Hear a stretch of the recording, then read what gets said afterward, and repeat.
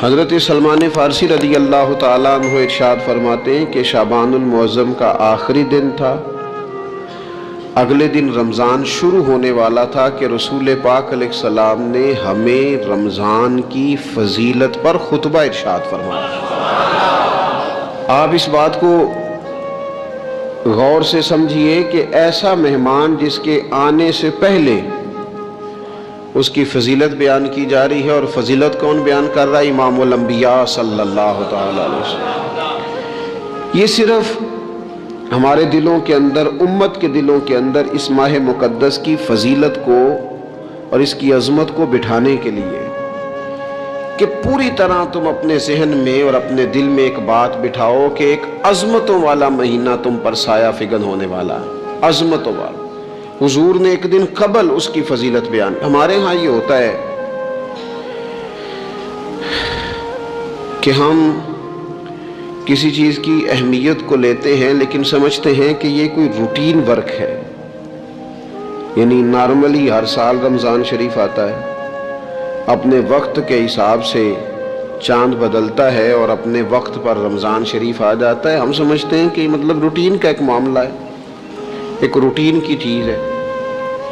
لیکن اگر آپ اس کو اس نظر سے دیکھیں گے نا کہ اس مہینے کے آنے سے پہلے، یعنی ابھی ایک دن بعد آنا ہے رمضان کو، اور آنے سے پہلے حضرت سلمان فارسی فرماتے ہیں کہ نبی پاک نے ہمیں باقاعدہ بلا کے خطبہ دے کے رمضان کی عظمت ہمارے دلوں میں بٹھا، یعنی فکری طور پر اور ذہنی طور پر امت کو تیار کیا۔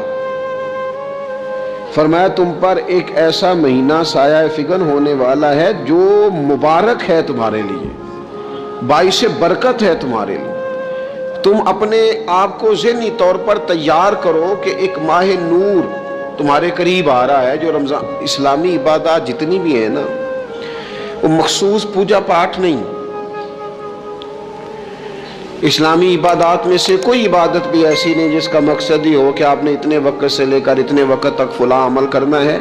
جتنی بھی عبادات ہیں اسلامی، وہ اپنے دامن میں کوئی نتیجہ رکھتی ہیں، کوئی ریزلٹ رکھتی ہیں، اس کے ثمرات انسانی زندگی پر مرتب ہوتے ہیں۔ انسان کو تزکیہ نصیب ہوتا ہے، اس کے باطن کو صفائی نصیب ہوتی ہے، اسے خیر کرنے کا موقع ملتا ہے، تربیت کے بہت سارے مواقع اس میں پائے جاتے ہیں، بہت سارے اسرار و رموز کے ساتھ اسلامی عبادات ہیں۔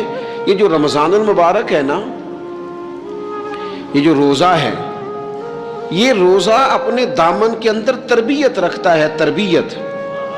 یا ایھا الذین آمنوا کتب علیکم الصیام کما کتب علی الذین من قبلکم لعلکم تتقون۔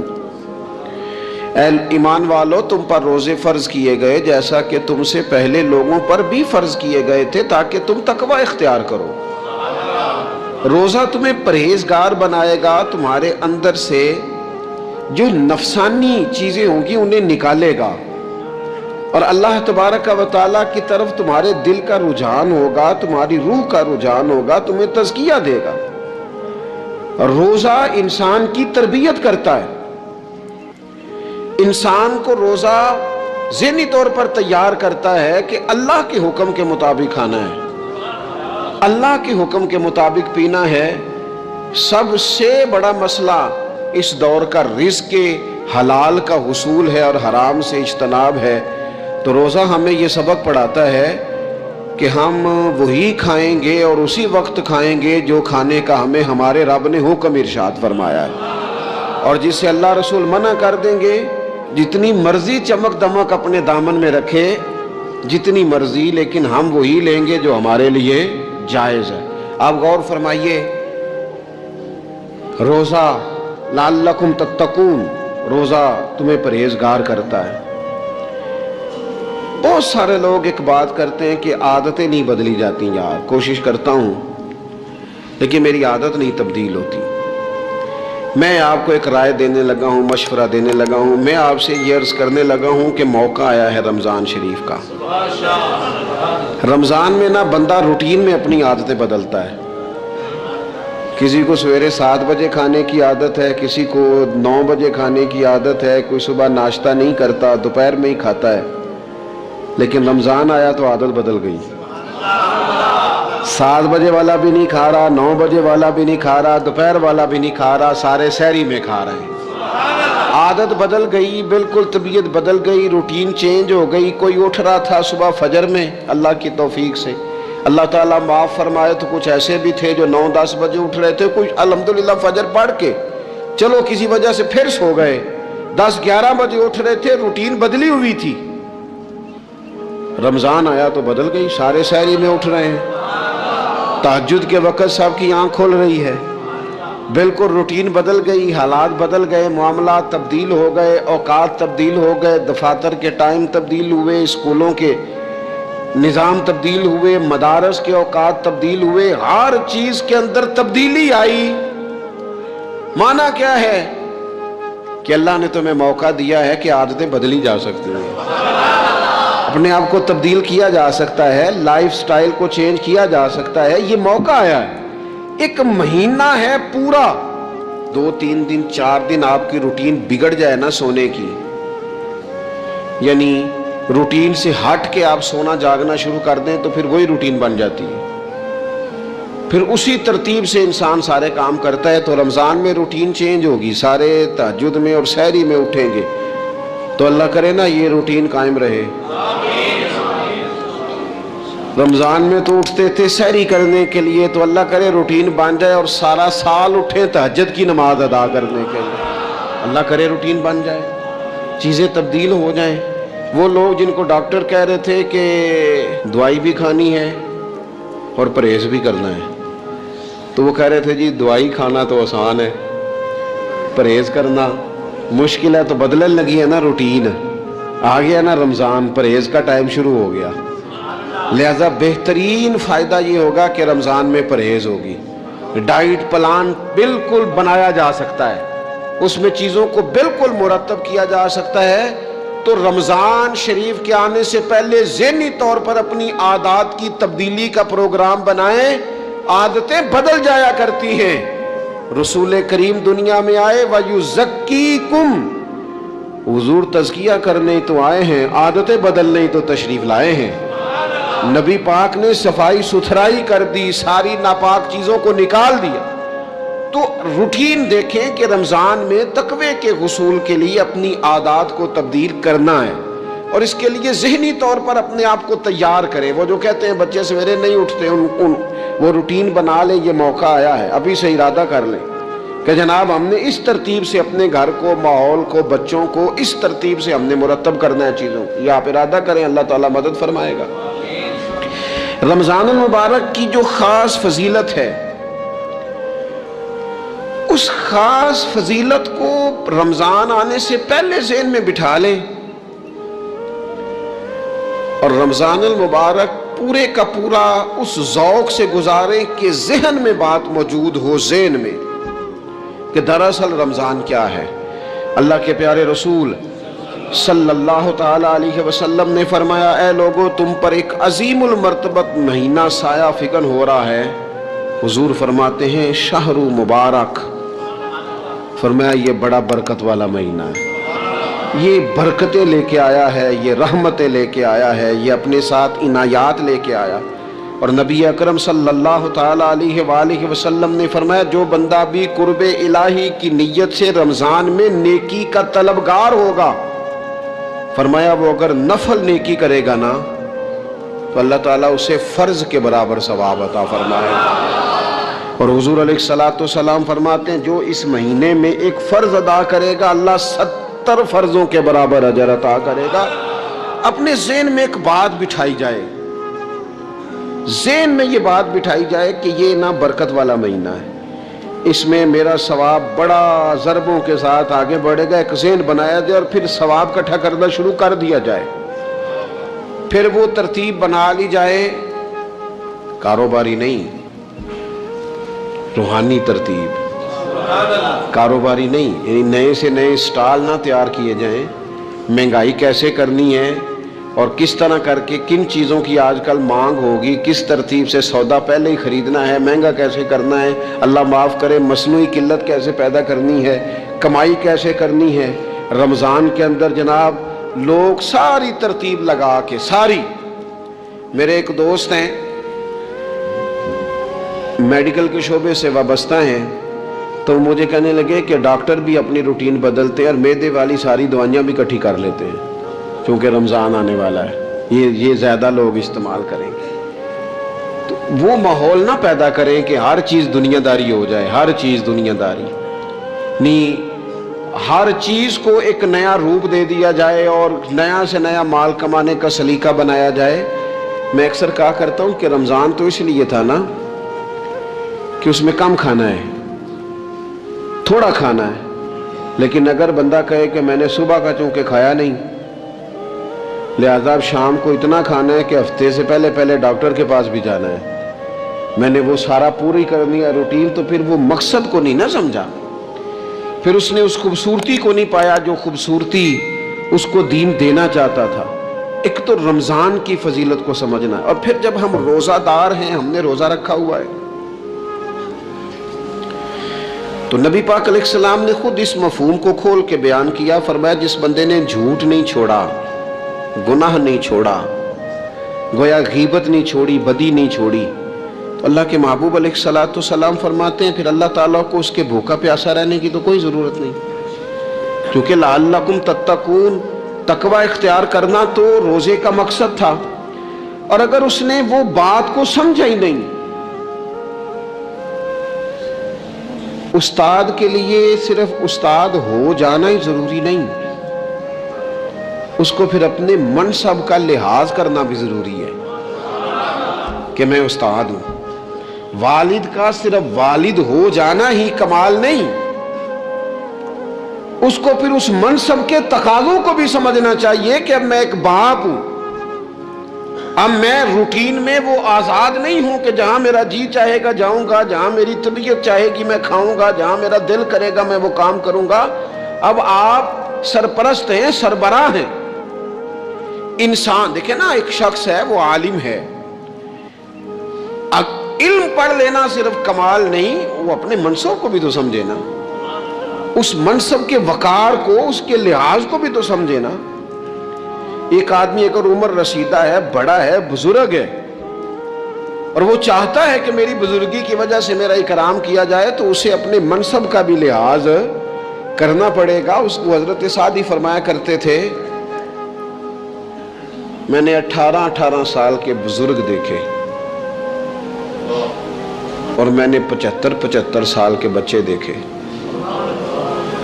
حضور کیا مطلب؟ فرمانے لگے عمر ہو گئی لیکن اپنے منصب کا خیال نہ کیا، عادات بچوں والی رہی۔ اور فرماتے میں نے ایسے لوگ دیکھے جن کو شروع وقت میں ہی اللہ والوں کی صحبت نصیب آئی، تو وہ جو بزرگی ہے وہ پھر عمر کی وجہ سے نہیں ملی، وہ اللہ نے علم اور عمل کی وجہ سے عطا فرما دی۔ تو اپنے منصب کا لحاظ کرنا کہ میرا یہ منصب ہے۔ اسی طرح جب ہم نے روزہ رکھا ہوا ہوگا نا تو پھر ہم نے اس منصب کا بھی لحاظ کرنا ہے کہ میں روزے دار ہوں، پھر خالی بھوکے پیاسا نہیں رہنا۔ رسول پاک صلی اللہ تعالی علیہ وآلہ وسلم نے پتہ روزے دار کی فضیلت کیا بیان فرمائی؟ اللہ کے محبوب صلی اللہ تعالی علیہ وسلم فرماتے ہیں کہ رب فرماتا ہے ابن آدم کا ہر عمل اس کے لیے ہے، روزہ میرے لیے، اور فرمایا میں خود جزا دوں گا روزے کی، میں خود جزا دوں گا روزے کی۔ اور حضور فرماتے ہیں روزہ ڈھال ہے، جو شخص روزہ دار ہو وہ بےہودگی سے، فحش گوئی سے اجتناب کرے۔ اور اللہ کے محبوب صلی اللہ تعالی علیہ وسلم فرماتے ہیں اگر کوئی شخص اسے گالی دے، اگر کوئی شخص اس سے جھگڑا کرنا چاہے تو پتہ کیا جواب دے؟ اسے کہے بھئی میں روزے دار ہوں، میرے منصب کا تقاضا نہیں کہ میں تیرے ساتھ الجھوں۔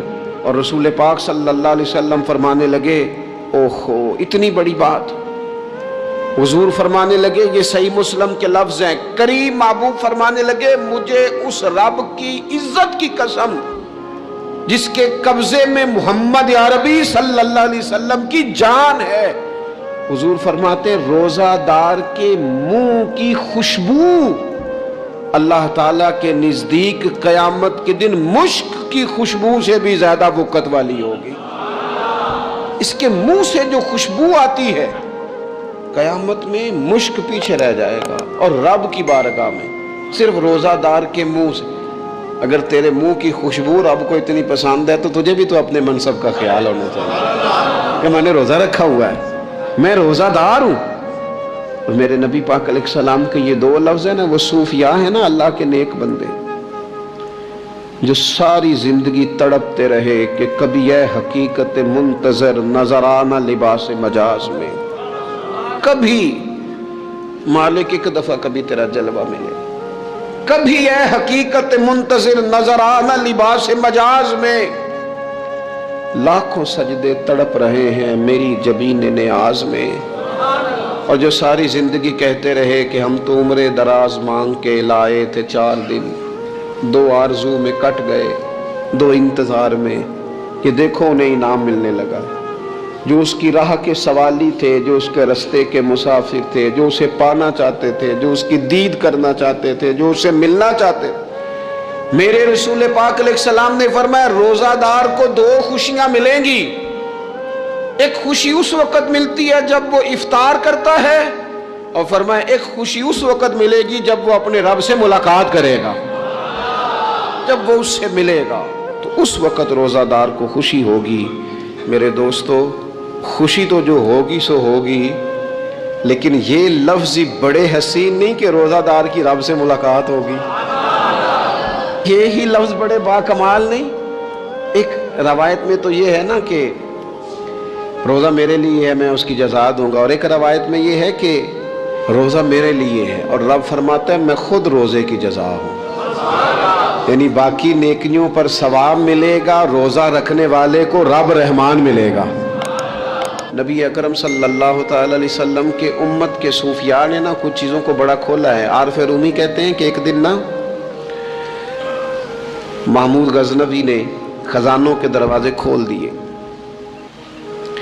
اور فرمایا بھئی میں نے آج ہر چیز کھول دی ہے، جو جس چیز پہ ہاتھ رکھے گا وہ اسی کی ہو جائے گی۔ لوگ دوڑے، کوئی سونے کی طرف، کوئی چاندی کی طرف، کوئی جائیدادوں کی طرف، کوئی خزانے کی کنجیوں کی طرف، کوئی بڑے بہترین گھوڑے اور اونٹوں کی طرف، لوگ دوڑ گئے، جو جس پہ ہاتھ رکھے گا اسی کا۔ سب بھاگ گئے، ایاز بیٹھا ہے، نہ وہ حسن میں رہی شوخیاں، نہ وہ عشق میں رہی گرمیاں، نہ وہ غزنوی میں تڑپ رہی، نہ وہ خم ہے زلف ایاز میں، وہ لذتیں کہاں۔ ایاز چپ کر کے بیٹھا ہے۔ پھر محمود نے ایاز کی طرف مخاطب کر کے کہا ایاز اٹھنا نہیں، آج لوٹ سیل لگ گئی ہے، جو جس چیز پہ ہاتھ رکھے گا اسی کی۔ ایاز کہنے لگا بات پکی ہے نا؟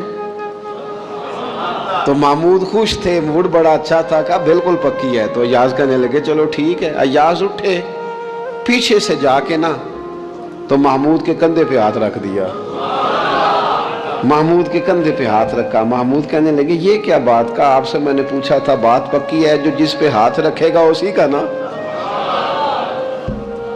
تو تھوڑی دیر پہلے مسکراتے چہروں میں آنسو آ گئے، ایاز بھی روئے تو محمود بھی روئے۔ کہا بادشاہ پکا رہنا، وہ جن کو خزانے چاہیے تھے وہ دوڑ گئے، مجھے تو تو چاہیے۔ لنگ کئی مہینے تے برس گئے تے تیری دید نو دیدے ترس گئے، تیری تو ملے گا۔ تو پھر کہا محمود نے، اس نے کہا میں وعدہ کر چکا تھا، بس ٹھیک ہے، باقیوں کے خزانے اور میں تیرا طے ہو گئی۔ فرمایا باقی نیکیوں پر ثواب ملے گا، روزہ رکھنے والے کو رب رحمان ملے گا، اللہ کا قرب ملے گا۔ دیکھو نا وہ خاص انسان کو کیفیت حاصل ہوتی ہے روزے میں، رب کے ہونے کا یقین۔ وہ جو صوفیاء کہتے ہیں نا مراقبہ کرو، وہ نصیب ہوتا ہے۔ یعنی کسی کو کیا پتا ہے اس کا روزہ ہے کہ نہیں، اکیلا ہے نا گھر میں، فریزر بھرا ہوا ہے، نہیں نہ کھاتا، کیوں؟ اسے پتا ہے میرا رب میرے ساتھ ہے، میرا رب مجھے دیکھ رہا ہے۔ بس یہ تصور توحید پکا ہو جاتا ہے رمضان، تو پھر اللہ تبارک و تعالیٰ کی بھی خاص رحمت اور کوئی خاص ہی اعزاز۔ حضور فرماتے ہیں جنت کے کئی دروازے ہیں، ایک باب الریان ہے، اس سے صرف روزہ دار گزریں گے۔ آواز ہوگا روزے والے آ جاؤ، وہ آ جائیں گے، فرمایا اس خاص دروازے سے گزرو، جب گزر جائیں گے تو فرمایا بند کر دو بھئی، اور کوئی نہیں گزرے گا یہاں سے۔ دروازہ ہی مخصوص ہے، ان کا اعزاز ہی ذرا زیادہ ہے۔ تو میرے عزیز، رمضان شریف کے اندر وہ منصب کا بس خیال رکھیں کہ میں روزہ دار ہوں، اس احتیاط کے ساتھ۔ اور دوسری جو رمضان کی چند عبادات ہیں نا، سب سے پہلی تو میں عرض کروں گا تراویح کے حوالے سے یہ بات یاد رکھ لیں کہ نبی پاک علیہ الصلوۃ والسلام نے فرمایا جس نے ایمان اور احتساب کی نیت کے ساتھ رمضان میں قیام کیا، اللہ اس کے پچھلے سارے گناہوں کو معاف فرما دے گا۔